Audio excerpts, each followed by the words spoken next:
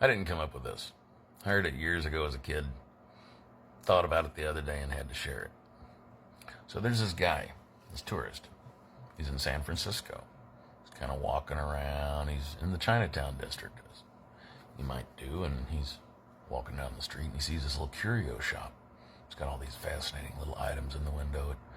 Just, unusual items that a tourist might want, or someone who's looking for something different.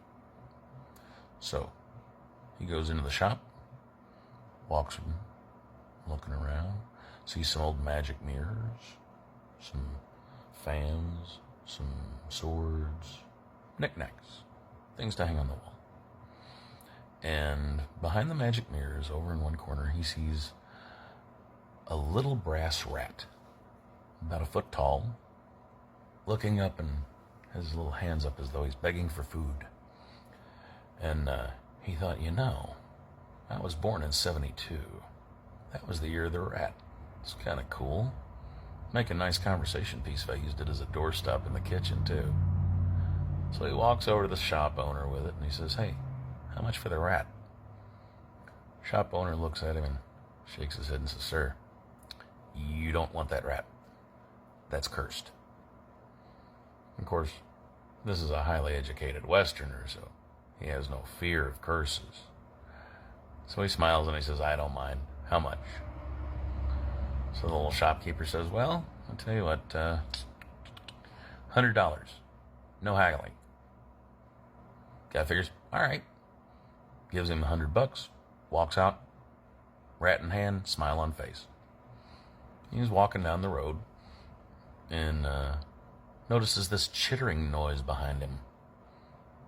And he glances back over his shoulder just out of curiosity, and he notices there's about a dozen little rats just kind of furtively following him, just kind of sneaking about. Well, he finds it a little unsettling, so he picks up the pace just a touch, walks a little faster. And as he's kind of walking along, he starts to notice that the noise is getting louder. It makes him a little more nervous, and he looks over his back, and to his shock, there are hundreds of rats. Hundreds, at least. Tiny little gleaming eyes, all following him like a wave. And this goes beyond unsettling and frightens him, so he takes off at a run. And as he's running toward Fisherman's Wharf, of all places, it's just the direction he was headed, the noise gets louder and louder. And as he's starting to come abreast with the area the wharf is in, he looks back over in his shoulder, and there is a sea of gray and black and brown rats. Gleaming eyes, gnashing teeth, tiny claws.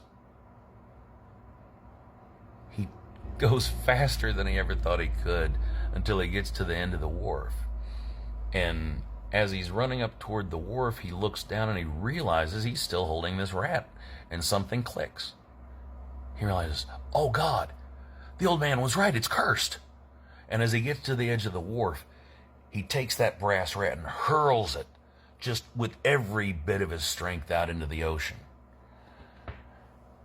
Turns around to see this mass of brown and gray and black fur and bright red eyes part like a furry little sea and scurry around him as they all dove into the sea toward their idol and to the last rat they drowned.